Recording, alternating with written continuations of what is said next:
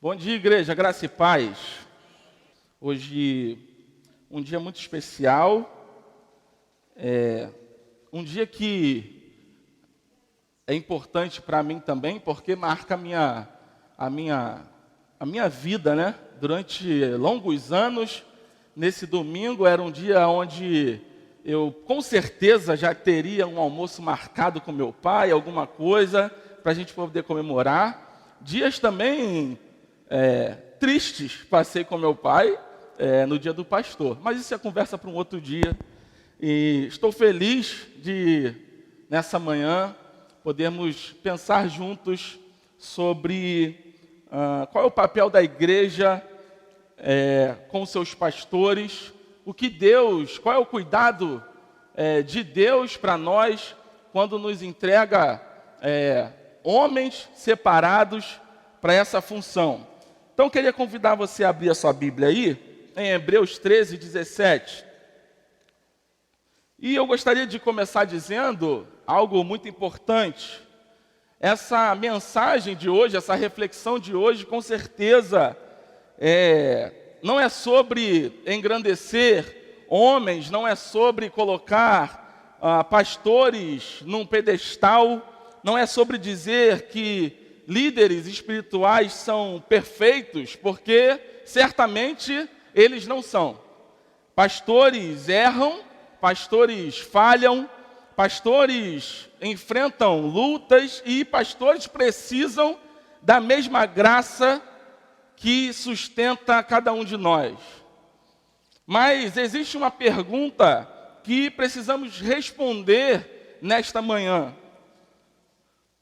Como Deus deseja que a sua igreja se relacione com aqueles que Ele levantou para cuidar dela? Porque, meus irmãos, gostemos ou não, Deus estabeleceu liderança espiritual dentro da sua igreja. E aquilo que Deus estabelece não pode ser tratado com desprezo. E a verdade é que vivemos dias em que muitas pessoas têm dificuldade com a autoridade. As pessoas muitas vezes querem conselhos, mas não querem correção. Querem direção, mas não querem submissão. Querem muitas vezes serem cuidadas, mas nem sempre valorizam quem cuida. E infelizmente isso também acontece dentro das igrejas. E por isso que Hebreus é tão necessário. Vamos ler Hebreus 13, versículo 17. Diz assim a palavra do Senhor: obedeçam aos seus líderes e submetam-se à autoridade deles. Eles cuidam de vocês como quem deve prestar contas. Obedeçam-lhes para que o trabalho deles seja uma alegria e não um peso, pois isso não seria proveitoso para vocês. Senhor, obrigado por esta manhã. Obrigado, Senhor, pela Tua palavra. Obrigado por esse dia. Pedimos que o Senhor fale aos nossos corações. Que nossos corações e a nossa mente estejam sensíveis àquilo que o Senhor tem para falar conosco. Que não seja o Rafael falando, mas seja o Teu Santo Espírito. Faz mais uma vez, Senhor, nós te pedimos, em nome de Jesus. Amém. Irmãos, a carta aos Hebreus foi escrita para cristãos que enfrentavam perseguições, enfrentavam dificuldades e desânimo. Alguns tinham sido até presos, estavam presos. E durante toda a carta, o autor mostra a supremacia de Cristo e chama os crentes à perseverança. Mas no capítulo 13, que nós lemos agora, ele trata da vida prática da igreja.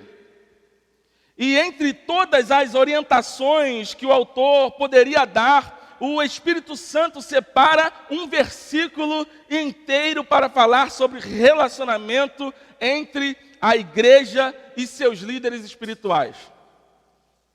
E para quê?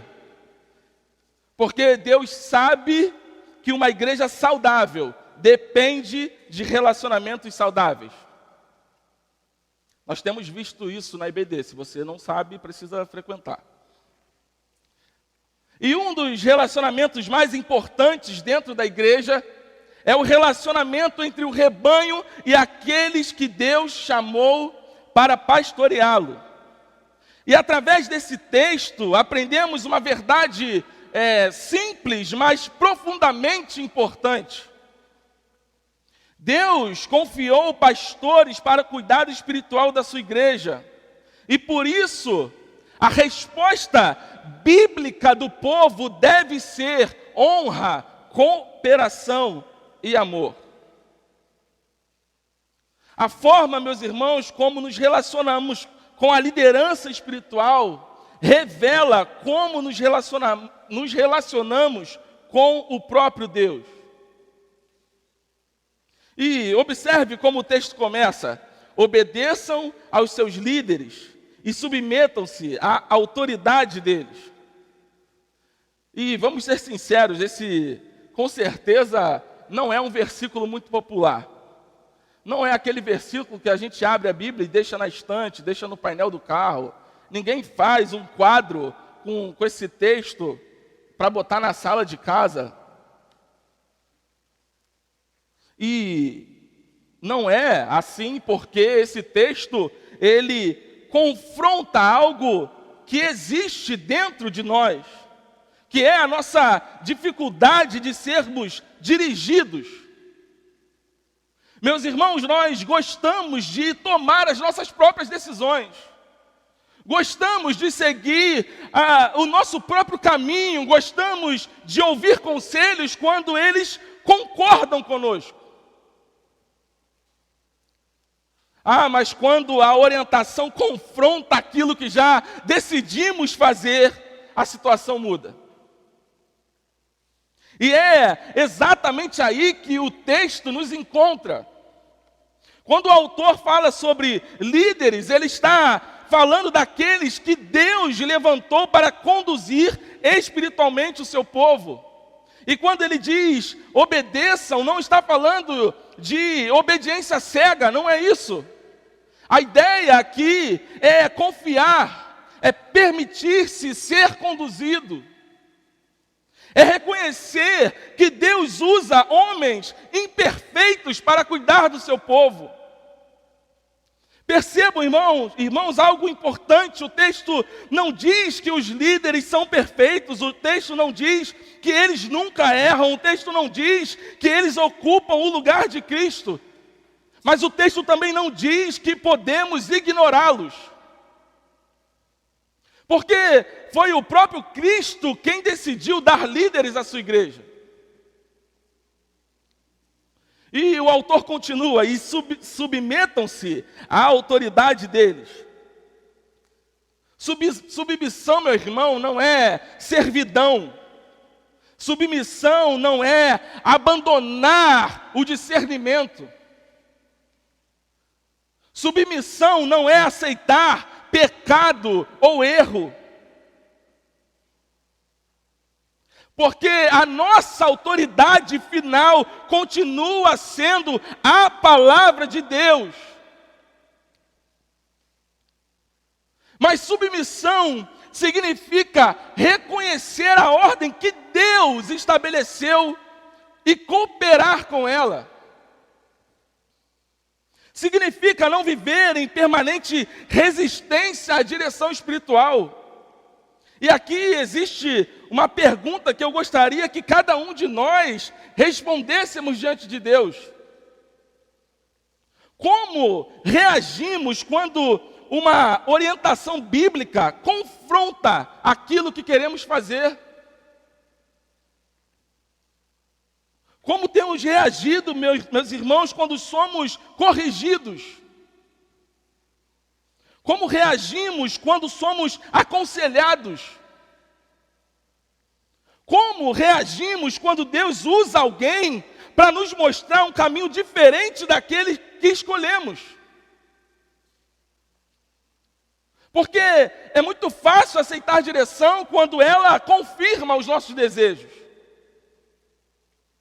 O difícil, meu irmão, é aceitar direção quando ela confronta os nossos desejos. E é justamente nesse momento que a submissão bíblica se revela. E talvez a grande lição desse primeiro trecho seja essa: a maneira como nos relacionamos com a liderança espiritual revela muito sobre a maneira como nos relacionamos com a autoridade do próprio Deus. O autor continua dizendo: eles cuidam de vocês. Irmãos, observe que o texto agora nos mostra o motivo pelo qual Deus espera que essa seja a postura da igreja. Ele não diz, obedeçam porque eles têm autoridade. Ele diz, eles cuidam de vocês. Que expressão maravilhosa. E ao mesmo tempo, pesada também. A palavra usada aqui traz a ideia de alguém que permanece vigilante. Alguém que está atento, alguém que observa para proteger. A ideia aqui é a figura de um sentinela. Enquanto outros descansam, ele continua vigiando. Enquanto outros dormem, ele permanece atento. E Deus usa exatamente essa imagem, esse cenário para falar sobre aqueles que lideram a sua igreja. E percebam, o texto não diz que eles cuidam dos seus bens, não diz que cuidam dos seus negócios, não diz que cuidam dos seus sonhos. O texto diz, eles cuidam de vocês. Em algumas versões, eles velam por vossa alma. E não existe, meu irmão, nada mais precioso do que isso. Porque a sua alma é eterna, a sua alma estará diante de Deus. A sua alma vale mais do que qualquer bem que você possua. E é justamente sobre isso que o pastor foi chamado para cuidar. Meu irmão, quando ele prega a palavra, ele está cuidando de almas. Quando ele aconselha uma família, ele está cuidando de almas. Quando o pastor corrige em amor, está cuidando de almas. Quando o pastor intercede em oração, está cuidando de almas. Quando se preocupa com alguém que está se afastando do Senhor, ele está cuidando de almas. E talvez aqui exista algo que nem sempre percebemos. Muitas vezes enxergamos apenas o púlpito. Vemos o culto, observamos a liderança. Mas nós não vemos as lágrimas, não vemos as orações, não vemos as preocupações. Não vemos as noites em que um pastor perde o sono por causa de uma ovelha. Não vemos as lutas que ele trava em secreto diante de Deus. Mas Deus vê. E é por isso que ele lembra a igreja. Eles cuidam de vocês. Irmãos, quanto mais entendemos o peso desse cuidado, mais aprendemos a valorizar aqueles que Deus chamou para exercê-lo. O autor continua, como quem deve prestar contas. Existe algo que muitas vezes esquecemos. Como eu disse, nós vemos o pastor pregando, liderando, aconselhando. Mas, meus irmãos, Deus vê algo que nós não vemos. Deus vê um homem que um dia estará diante dele para responder pelo cuidado das almas que lhe foram confiadas. Pense nisso, meu irmão, por um instante. Um dia, cada pastor estará diante de Cristo. Não estará diante da convenção, não estará diante da ordem, não estará diante da liderança, não estará diante dos membros, estará diante do Senhor. E naquele dia ele prestará contas do ministério que recebeu. Essa é uma das verdades mais solenes de toda a Bíblia sobre a liderança espiritual. Porque ela nos lembra que o pastor não é dono da igreja. A igreja, meu irmão, pertence a Cristo. Foi Cristo quem comprou a igreja com seu sangue. Foi Cristo quem chamou o rebanho. Foi Cristo quem levantou os pastores. E é a Cristo que eles responderão. E perceba como isso traz equilíbrio ao texto. A igreja deve honrar seus líderes, mas seus líderes também vivem debaixo da autoridade de Deus. A igreja deve respeitá-los, mas eles também serão examinados pelo Senhor. A igreja deve cooperar com eles, mas eles também prestarão contas pela forma como cuidaram do rebanho. E isso muda a forma como enxergamos o ministério pastoral. Porque muitas vezes olhamos apenas para o púlpito. Não vemos o peso que existe por trás dele, não vemos as decisões difíceis, não vemos as preocupações, não vemos as lágrimas derramadas diante de Deus. Não vemos os momentos em que um pastor carrega no coração problemas que nem mesmo pode compartilhar. E talvez seja por isso que Tiago diga que nem muitos deveriam desejar ser mestres.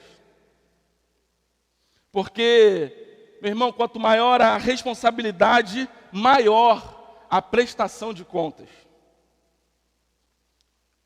Irmãos, quando nós compreendemos isso, uma pergunta surge naturalmente. Se eles terão de prestar contas diante de Deus por nós, como temos tratado aqueles que carregam uma responsabilidade tão grande? Temos sido apoio ou temos sido peso? Temos fortalecido suas mãos ou temos tornado a caminhada ainda mais difícil? Porque quem deve prestar contas diante de Deus, com certeza, meu irmão, precisa desesperadamente das orações do seu povo. E o texto termina dizendo: para que o trabalho deles seja uma alegria e não um peso. Pois isso não seria proveitoso para vocês. Que conclusão maravilhosa, extraordinária, porque agora o Espírito Santo nos mostra que a forma como a igreja trata os seus líderes afeta diretamente a maneira como eles exercem o seu ministério. E o texto não diz que para que sejam famosos, para que sejam admirados, para que sejam reconhecidos. O texto diz para que o trabalho deles seja uma alegria e não um peso.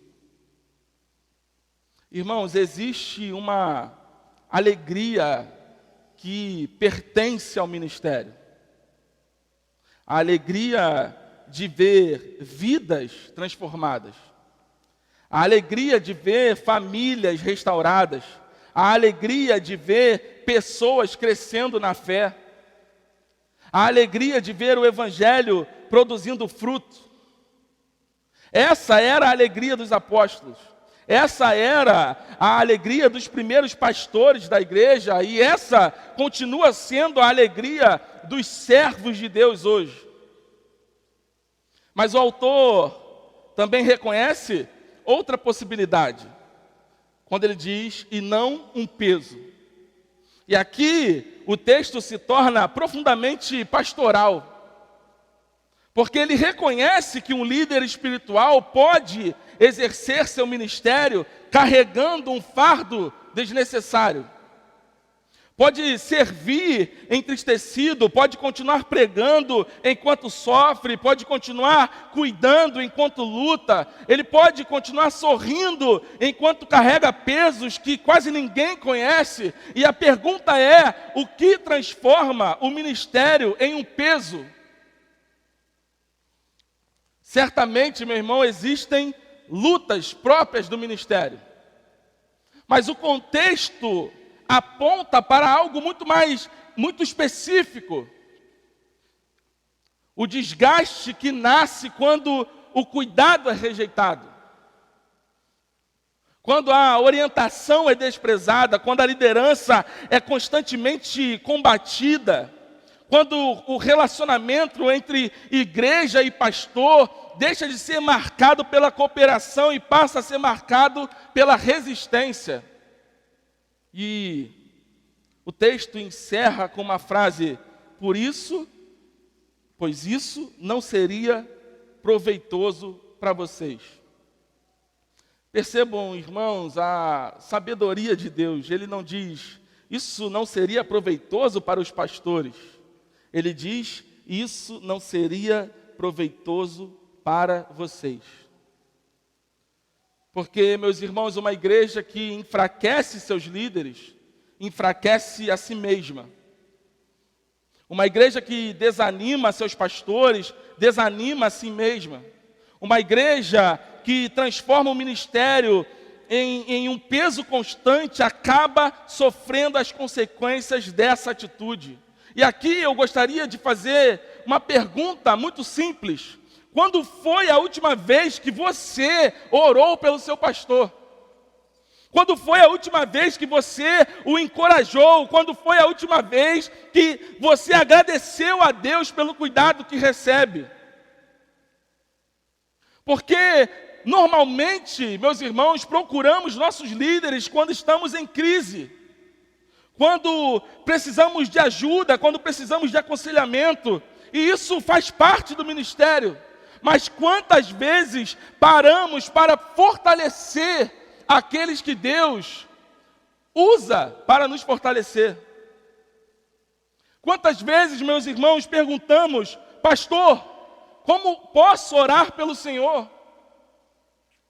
Pastor, o Senhor está bem?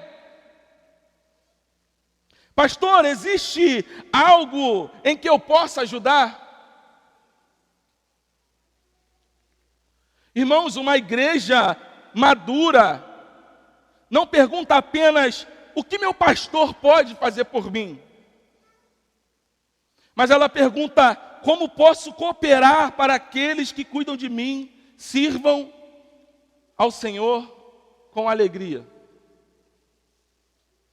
Porque quando a igreja e a liderança caminham juntas, meus irmãos, todos são fortalecidos. E é exatamente isso que o Espírito Santo está nos ensinando nesse texto.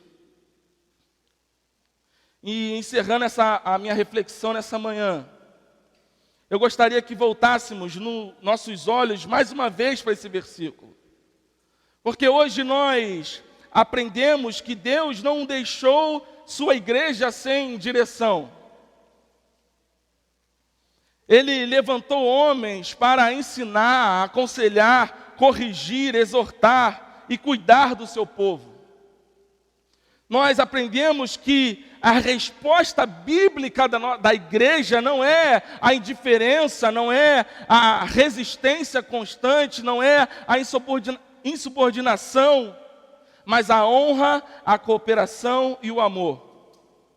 Aprendemos que os pastores não cuidam apenas de atividades, não cuidam apenas de departamentos, não cuidam apenas da organização da igreja.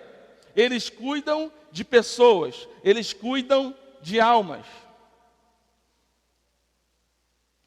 E aprendemos que um dia, meus irmãos, eles prestarão contas diante de Deus pelo cuidado que exerceram. Mas existe uma pergunta que permanece diante de nós nessa manhã. Que tipo de igreja temos sido para aqueles que Deus levantou para cuidar de nós? Temos sido motivo de alegria ou temos aumentado seus fardos? Temos fortalecido as suas mãos ou temos tornado a sua caminhada mais difícil? Meus irmãos, nós temos orado por eles?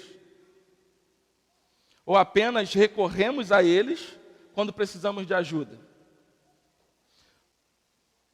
No final das contas, meus irmãos, Hebreus 13, 17, não está apenas falando sobre pastores.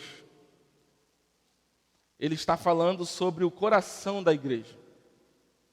Está falando sobre um povo que reconhece a provisão de Deus para a sua própria vida espiritual. E talvez a maior aplicação dessa manhã não seja perguntar: temos bons pastores? Talvez a pergunta seja: temos sido boas ovelhas? Porque Deus trabalha, meus irmãos, dos dois lados. Ele chama pastores para cuidar do rebanho e chama o rebanho para caminhar em amor, honra e cooperação com aqueles que Ele levantou. E antes de terminarmos, eu gostaria de lembrar algo que não podemos esquecer. Eu falei no início, nenhum pastor é perfeito, meu irmão. Nenhum líder espiritual é perfeito. Todos são homens falhos. Todos dependem da graça.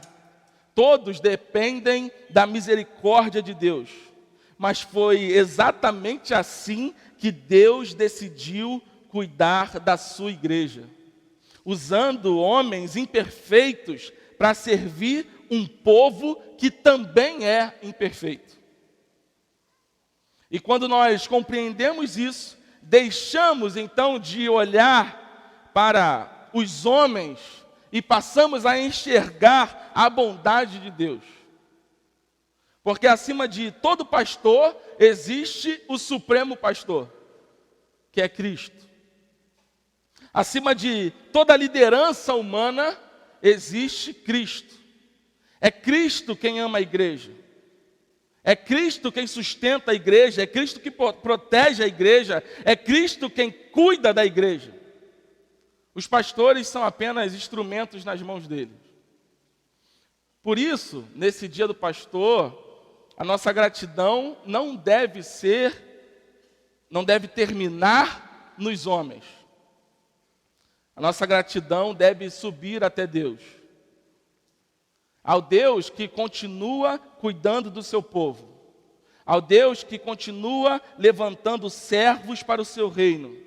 Ao Deus que continua sustentando a sua igreja através das gerações.